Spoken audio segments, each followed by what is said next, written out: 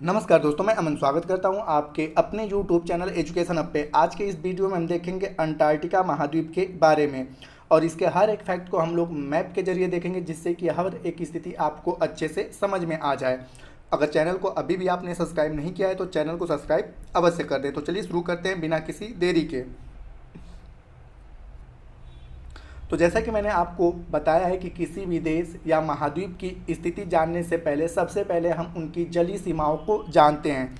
तो यहाँ पर अगर अंटार्कटिका महाद्वीप की बात की जाए तो यह 3 महासागरों से अपनी सीमा बनाती है। उत्तर में आप देख पा रहे होंगे कि यहाँ पे आपका अटलांटिक ओशन है, उसके बाद हिंद महासागर है और यहाँ पर है प्रशांत महासागर। तो 3 महासागरों से अंटार्कटिका महाद्वीप अपनी सीमाएं साझा करती है।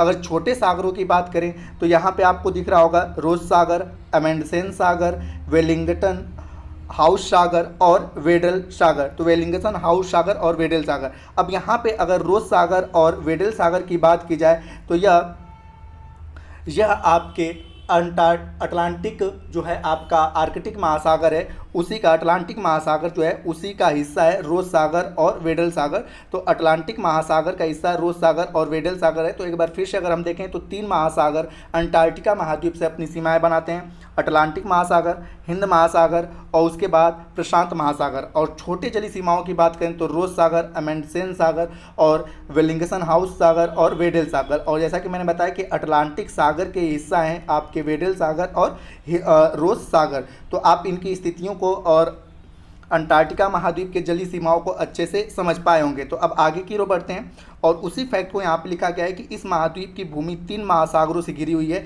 और जैसा कि आप देख सकते हैं अटलांटिक महासागर और उसके बाद हिंद महासागर और उसके बाद प्रशांत महासागर। वेडल सागर आपको यहाँ पे दिख रहा होगा और आपका रोज सागर जो है वह अटलांटिक महासागर के क्या हैं आपके हिस्से हैं। ठीक है, आर्कटिक महासागर के क्या हैं आपके हिस्से हैं। अब आगे की ओर बढ़ते हैं तो आर्कटिक या अंटार्कटिक पृथ्वी का जो है सबसे दक्षिणतम महाद्वीप है और जिसे दक्षिणी ध्रुव, जिसमें बेसिक तौर पे दक्षिणतम ध्रुव क्या है अंतर्निहित है। मतलब कि दक्षिणतम ध्रुव जो है वह आपके अंटार्कटिका महाद्वीप के अंतर्गत ही आता है और यह पृथ्वी का सबसे दक्षिणतम महाद्वीप है। यह एशिया, अफ्रीका और उत्तरी अमेरिका, दक्षिणी अमेरिका के बाद क्षेत्रफल की दृष्टि से 5वां सबसे बड़ा महाद्वीप है। तो यहाँ पर एशिया, अफ्रीका, उत्तर अमेरिका, दक्षिण अमेरिका के बाद क्षेत्रफल की दृष्टि से यह 5वां सबसे बड़ा महाद्वीप आता है।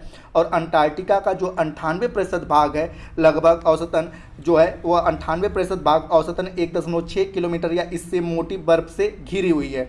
तो बेसिक तौर पे आप देख सकते हैं कि जो आपका अंटार्कटिक महाद्वीप है वह वर्ष भर लगभग आपका क्या है बर्फ से घिरा होता है और लगभग 1.6 किलोमीटर के औसतन मोटी बर्फ की चादर से यह ढका रहता है।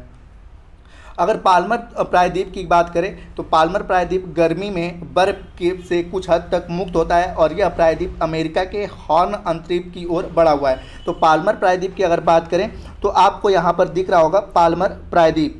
ठीक है, यहाँ पे लिखा हुआ है पाल्मर प्रायद्वीप और यह किसके अंतर्गत है तो यह अमेरिका। तो आपने दक्षिण अमेरिका को देखा होगा, तो यहाँ पे दक्षिण अमेरिका का जो पार्ट है और यहीं से आपका लगा हुआ है क्या आपका अंटार्कटिका महाद्वीप। तो यही आपका पाल्मर प्रायद्वीप और ये आपका पाल्मर प्रायद्वीप है और यह आपका अमेरिका का जो है हॉर्न अंतरीप है और इसी से लगभग इसके समीप है। और इसके मध्य जो जल डमरू है, इसके मध्य जो जली भाग है उसे हम लोग ड्रेक जलमार्ग के नाम से जानते हैं। ड्रेक जलमार्ग जानते हैं। तो यहाँ पे आपको दिखेगा ड्रैग जलमार्ग जब आप फुल मैप देखेंगे।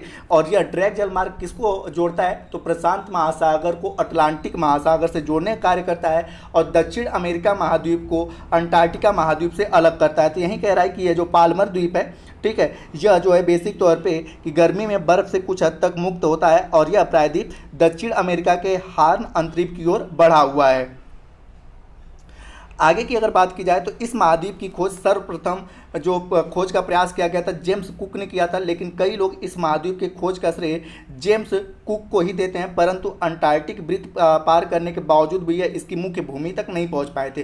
तो यहाँ पे सबसे पहले ये कहा जा सकता है कि अंटार्कटिका महाद्वीप के बारे में सबसे पहले जो व्यक्ति बताए थे वह थे जेम्स कुक, लेकिन यह इसकी जो मुख्य भूमि है यहाँ पर यह नहीं पहुँच पाए थे। और इस महाद्वीप की मुख्य भूमि की खोज करने वाला जो व्यक्ति है उनका नाम है वेलिंगसन सोरेसेन। वेलिंगटन जो है एक रूसी शाही नौसेना थे और रूसी शाही नौसेना के कप्तान थे और 1820 में इनका जो जहाज़ था उसका नाम था वोस्टाक, और वोस्टाक नामक जहाज़ से यह सवार होकर कहाँ पे पहुँचे थे? रूस पहुँचे थे। इसलिए आपको पता है बेसिक तौर पे कि जितने भी देशों के अनुसंधान हैं, ठीक है, वो सभी देशों के अनुसंधान ज़्यादातर कहाँ पाए जाते हैं? आपके अंटार्कटिका महाद्वीप पर। इसीलिए इस देश को हम लोग विज्ञान को समर्पित महाद्वीप भी कहते हैं। अब यहाँ पर हम ये चर्चा क्यों करें, इसको भी हम आगे कंटिन्यू करेंगे, लेकिन यहाँ पे वोस्टाक का नाम आया तो आपसे पूछा जाता है कि रूस के अनुसंधान केंद्र का, ठीक है, अंटार्कटिका पे क्या नाम है? तो उसका नाम क्या है? यहाँ पे आप देख सकते हैं, यहाँ पे इसका नाम है क्या है? वोस्टाक। और यह उसी रूसी जो कैप्टन था उसके जहाज के नाम पे रूस ने अपना जो पहला अनुसंधान केंद्र स्थापित किया था अंटार्कटिका पर, उसी के नाम से वोस्टाक रखा। हालांकि अगर आपसे बात किया जाए कि सबसे पहले अंटार्कटिका पर अपना, ठीक है, सबसे पहले अंटार्कटिका पर अपना अनुसंधान किसने खोला? तो वह खोला था अमेरिका ने, और जिसका नाम है अमेंडसेन, और यह एकदम अंटार्कटिका के बीचों बीच है। तो आप यहाँ पे देख सकते हो कि साउथ पोल, और साउथ पोल पे क्या है? अमेंडसेन स्कॉट है, और यहाँ पर लिखा हुआ है क्या? यूएस, ठीक है, यानी कि यूनाइटेड स्टेट ऑफ अमेरिका। और दूसरा जो अनुसंधान केंद्र खोला गया था वह रूस के द्वारा खोला गया था, और वह दूसरे अनुसंधान केंद्र का नाम क्या था? वोस्टॉक था। और वोस्टॉक क्या था? एक रशियन जहाज का नाम था।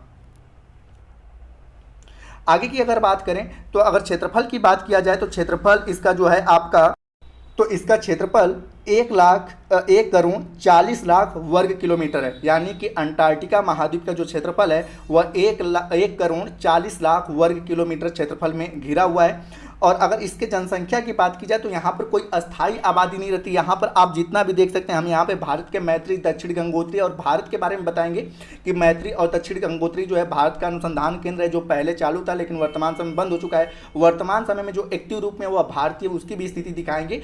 तो यहाँ पर जो 5,000 मैं आपको जनसंख्या बता रहा हूँ वह कोई अस्थायी जनसंख्या नहीं है। यहाँ पर हर एक देशों का अपना अनुसंधान केंद्र है, और उसी अनुसंधान केंद्र की संख्या, जो वहाँ पे काम करते हैं उन लोगों की संख्या कितनी है? 5,000। अर्थात यहाँ पर कोई अस्थायी निवासी नहीं रहता है। यहाँ पर जो अनुसंधान करने वैज्ञानिक जाते हैं उनकी औसतन संख्या कितनी है? 5,000 है। तो यहाँ पे लिखा हुआ है कि जनसंख्या 5,000 है, अस्थायी रूप से रहने वाले शोधकर्ता, वैज्ञानिक और उनके सहयोगियों की। आगे की अगर बात करें तो इस महाद्वीप का जो तापमान है वह हमेशा 4 डिग्री सेंटीग्रेड से कम ही रहता है। मतलब यहाँ पे औसतन की बात की तो 4 डिग्री सेंटीग्रेड से कम रहता है, इससे ऊपर नहीं जाता। इससे भले ही नीचे चला जाए और ठंडा हो जाए, लेकिन 4 डिग्री सेंटीग्रेड से ज़्यादा ठंडा, मतलब ज़्यादा ऊपर नहीं जाता है। औसत रूप से अंटार्कटिका विश्व का सबसे ठंडा, शुष्क और तेज हवाओं वाला महाद्वीप है, और सभी महाद्वीपों की तुलना में इसका औसत उन्नयन सर्वाधिक है, और अंटार्कटिका को एक रेगिस्तान माना जाता है। तो अगर आपसे क्वेश्चन पूछा जाए कि विश्व का सबसे बड़ा शीत मरुस्थल, ठीक है, हालांकि ग्रीष्म मरुस्थल के बारे में आप जानते हैं कि विश्व का सबसे बड़ा ग्रीष्म मरुस्थल सहारा है, जो कि अफ्रीका महाद्वीप में आता है, लेकिन उससे भी बड़ा क्षेत्रफल की दृष्टि से कौन है? तो आपका अंटार्कटिका है। और यह किस में आता है? तो यह आपके शीत मरुस्थल के अंतर्गत आता है। तो विश्व का सबसे बड़ा शीत मरुस्थल भी कौन है? आपका अंटार्कटिका महाद्वीप है। आगे की बात करें तो यहाँ पर कोई अस्थायी निवासी नहीं रहते हैं, लेकिन साल भर में लगभग 1,000 से 5 लोग विभिन्न अनुसंधान केंद्र जो कि पूरे महाद्वीप पर उपस्थित हैं, इनमें आपके रहते हैं और वहाँ पर अपना अनुसंधान करते हैं। तो यहाँ पर कोई अस्थायी निवासी नहीं, इसके बारे में मैंने पहले ही बता दिया है। यहाँ पे जो भी लोग 5,000 की संख्या में रहते हैं वह विभिन्न देशों के वैज्ञानिक, शोधकर्ता और उनके सहयोगी हैं। आगे की अगर बात करें तो दक्षिणी ध्रुव तक पहुंचने वाला पहला व्यक्ति जो था वह नॉर्वे का निवासी था, और उसका नाम था अमेंडसन। तो आपको मैंने अमेंडसन के बारे में बताया कि दक्षिणी, मतलब कि बेसिक तौर पे अंटार्कटिका महाद्वीप पर पहला जो अनुसंधान केंद्र खोला गया था अमेरिका ने खोला था, और अमेरिका के अनुसंधान केंद्र का नाम क्या? अमेंडसन। तो इसी वैज्ञानिक के नाम पे, इसी व्यक्ति के नाम पे अमेरिका ने अपने अनुसंधान केंद्र का नाम क्या रखा? अमेंडसन। और यह आपके अंटार्कटिका पर खोला गया पहला अनुसंधान था, और जो कि अमेरिका का था, और यह पूरा का पूरा आपके साउथ पोल पर, ठीक है, दक्षिणी ध्रुव पर स्थित है। और दूसरा कि मैंने वोस्टॉक के बारे में बताया कि वह किसका है? रसिया का है। आगे हम बढ़ेंगे भारत के दक्षिणी ध्रुव, आपका दक्षिण गंगोत्री, मैत्री और भारती के बारे में। आगे की अंटार्कटिका पे पहुंचने वाला प्रथम भारतीय जो थे वह थे रामचरण जी, जो कि 1960 में पहुंचे थे। जबकि दक्षिणी ध्रुव पर पहुंचने वाले पहले भारतीय कर्नल जो थे उनका नाम था जतिंदर कुमार बजाज।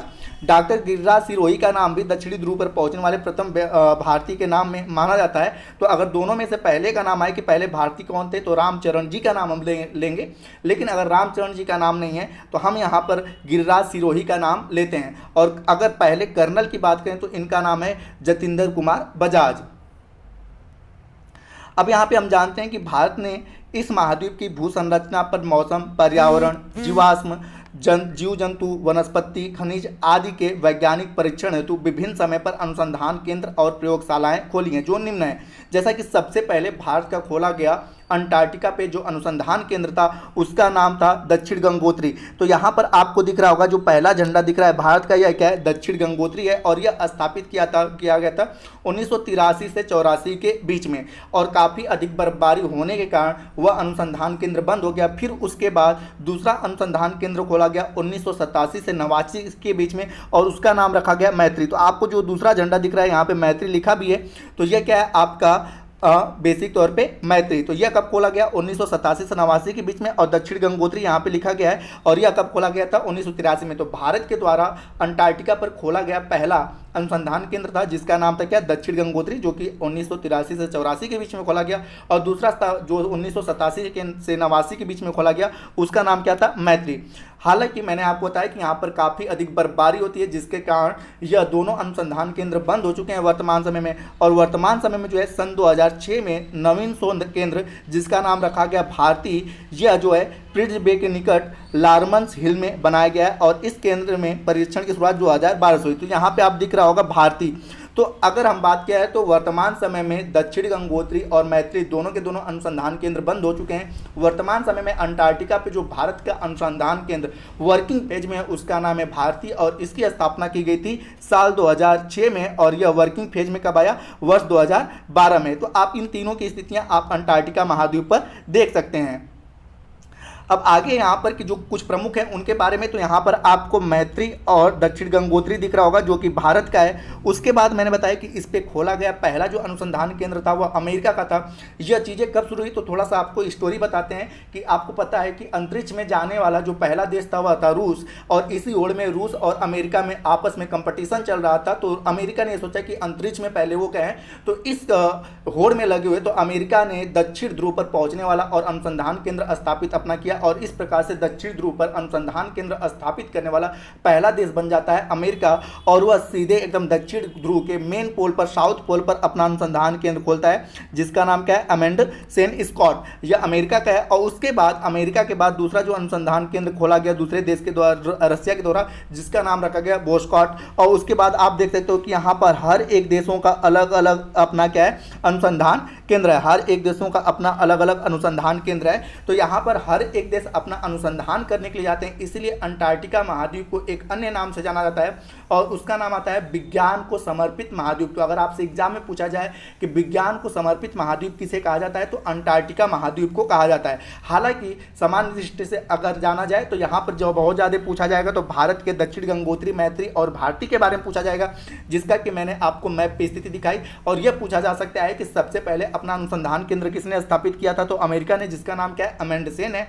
और उसके बाद दूसरा जो स्थापित किया था वह था आपका बोस्टॉक, जिसका नाम जो रसिया का अनुसंधान केंद्र है। तो इनकी स्थितियां आप देख सकते हैं। और इसके अलावा अन्य देशों का भी यहाँ पर क्या अनुसंधान केंद्र है, जिसके कारण इस महाद्वीप को अनुसंधान विज्ञान को समर्पित महाद्वीप कहा जाता है।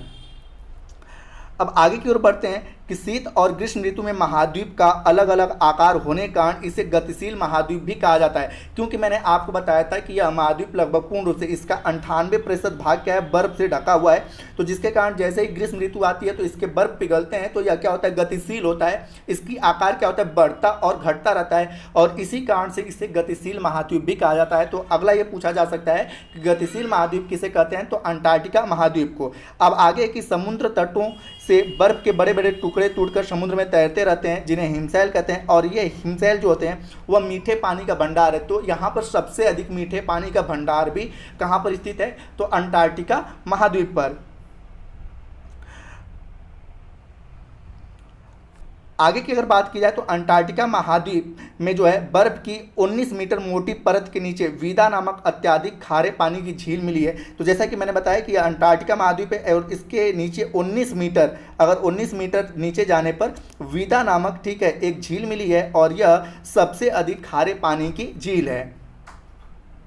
आगे आपका कि क्वींस मोड जो पर्वत है यह इस महाद्वीप को 2 बराबर भागों में बांटती है। तो आपको यहाँ पे दिख रहा होगा कि ट्रांस अंटार्कटिका माउंटेन दिख रहा होगा, ये आपका ट्रांस अंटार्कटिका माउंटेन है और इसके नीचे आप अगर जूम करके इसको देखेंगे तो यहीं पर है आपका क्वींस मोड माउंटेन। तो आप यही क्वींस मोड माउंटेन जो है इसका विस्तार यहाँ से लेकर यहाँ तक है। तो यही अंटार्कटिका महाद्वीप को 2 भागों में बांटती है। इसके पूर्व वाले पार्ट को हम लोग ईस्ट अंटार्कटिका के नाम से जानते हैं और पश्चिम वाले पार्ट को वेस्ट अंटार्कटिका के नाम से जानते हैं। तो यह पूछा जा सकता है कि अंटार्कटिका महाद्वीप को 2 भागों में बांटने वाले पर्वत का नाम क्या है, तो क्वींस मोड पर्वत श्रेणी। और इस पर्वत श्रेणी की जो सबसे ऊंची जो चोटी है उसका नाम है विल्सन मॉसिप। और विल्सन मॉसिप की स्थिति आप यहाँ पर देख सकते हैं कि यह क्या है, विल्सन मॉसिप है और जिसकी कुल ऊंचाई 4892 मीटर है। 4892, ठीक है, 4892 मीटर है। तो विल्सन मॉसिप, ठीक है, जो कि अंटार्कटिका महाद्वीप की सबसे ऊंची चोटी है और वह किस पर्वत श्रृंखला के अंतर्गत आती है, तो क्वींस मोड पर्वत श्रृंखला के अंतर्गत आती है। और क्वींस मोड की विशेषता क्या है, तो यह अंटार्कटिका महाद्वीप को 2 भागों में बांटती है। एक पार्ट को हम लोग ईस्ट अंटार्कटिका कहते हैं और दूसरे पार्ट को हम लोग वेस्ट अंटार्कटिका कहते हैं। अब आगे है कि माउंट एब्रूस इस महाद्वीप का अकेला सक्रिय ज्वालामुखी है और यह भी क्वींस मोड पर्वत के अंतर्गत ही आता है। तो यहाँ पर आप देख सकते हैं कि जहाँ पे MC मुड्रा USA लिखा है उसके नीचे आपको माउंट एब्रूस पर आपको ज्वालामुखी दिख रहा होगा और इसको रेड कलर से इंडिकेट यहाँ पर किया गया है। यहाँ पर रेड कलर से जो इंडिकेट किया गया है वह क्या है, आपका माउंट एब्रूस, ठीक है, माउंट एब्रूस है जो कि, ठीक है, अंटार्कटिका महाद्वीप का एकमात्र सक्रिय ज्वालामुखी है। आगे की अगर बात करें तो सूर्य के उत्तरायण के बाद 6 महीने तक रात होती है, जबकि सूर्य के दक्षिणायन के बाद यहाँ पर 6 महीने का दिन रहता है। परंतु सूर्य की किरणें इनसे तिरछी नहीं हो पाती हैं और वायु गर्म नहीं हो पाता है। और नवंबर से फरवरी का समय इस महाद्वीप पर मुख्य रूप से क्या होता है, ग्रीष्मकाल का रहता है। तो जो हमारे यहाँ जैसा ग्रीष्मकाल होता है वैसा नहीं होता है, यहाँ पे समान रूप से ग्रीष्मकाल होता है क्योंकि यहाँ पे सूर्य की किरणें, ठीक है, तिरछी पड़ती हैं, न कि लंबवत पड़ती है, जिसके कारण पूर्ण रूप से यहाँ पे सूर्य का प्रकाश नहीं पहुँचता है। तो यहाँ पर वही टेम्परेचर नॉर्मल गिरकर कितने डिग्री सेंटीग्रेड हो जाता है, 4 डिग्री सेंटीग्रेड होता है। इससे कम आपका यहाँ पे टेम्परेचर नहीं होता है। अब यहाँ पे आप देख सकते हो कि पूरा अंटार्कटिका महाद्वीप है और नवंबर से फरवरी तक यहाँ पे हल्की फुल्की गर्मी होती है, लेकिन उसके बाद पूर्ण रूप से यहाँ पर बहुत अधिक मात्रा में ठंडी पड़ती रहती है। और इसका कारण क्या है, तो हमने बचपन में पढ़ रखा था कि ध्रुवों पर 6 महीने का दिन होता है और 6 महीने की रात होती है। आगे की अगर बात करें तो पेंगुइन इस महाद्वीप की अपनी पहचान है और यह बिना उड़ने वाली चिड़िया के रूप में जाना जाता है। तो यहाँ पे आप पेंगुइन के फिगर को देख सकते हैं कि यह पक्षी है लेकिन यह उड़ नहीं सकती है। तो मुख्य रूप से यह चिड़िया जो है वह अंटार्कटिका महाद्वीप पर पाई जाती है। अब आगे है कि इस महाद्वीप में विश्व के वैज्ञानिक अनुसंधान कार्य में लगे हुए अनेक प्रकार के खनिज है, जैसे कि सोना, चांदी, तांबा, कोयला, मैग्नीशियम, यूरेनियम, प्लेटिनम, क्रोमियम खनिज एवं प्राकृतिक गैस आदि की जानकारी मिल चुकी है, लेकिन प्राकृतिक कठिनाइयों के कारण खनन अभी नहीं हो सका है। और यह महाद्वीप वैज्ञानिकों को पृथ्वी के बारे में अधिक जानकारी देने के लिए अनोखे अवसर भी प्रदान करती है और इसीलिए इसे विज्ञान को समर्पित महाद्वीप भी कहते हैं, जिसका के कारण मैंने बता रखा है यही कारण है कि यहाँ पे विश्व के हर एक देशों के अपने अपने क्या हैं, ठीक है, यहाँ पर अनुसंधान केंद्र हैं। तो इसके कारण इसे हम क्या कहते हैं, विज्ञान को समर्पित महाद्वीप कहते हैं। तो दोस्तों उम्मीद करता हूं कि आपको अंटार्कटिका महाद्वीप अच्छे से समझ में आएगा। तो वीडियो आपको पसंद आया तो वीडियो को लाइक करें, कमेंट करें तथा अपने दोस्तों के साथ शेयर करें और चैनल पर नए हैं तो चैनल को सब्सक्राइब अवश्य करें। तथा इस PDF को प्राप्त करने के लिए आप हमारे टेलीग्राम से जुड़ सकते हैं, जिसका लिंक वीडियो के डिस्क्रिप्शन में दिया हुआ है। तो वीडियो के अंत तक बने रहने के लिए धन्यवाद। मिलते हैं जल्दी नेक्स्ट वीडियो में।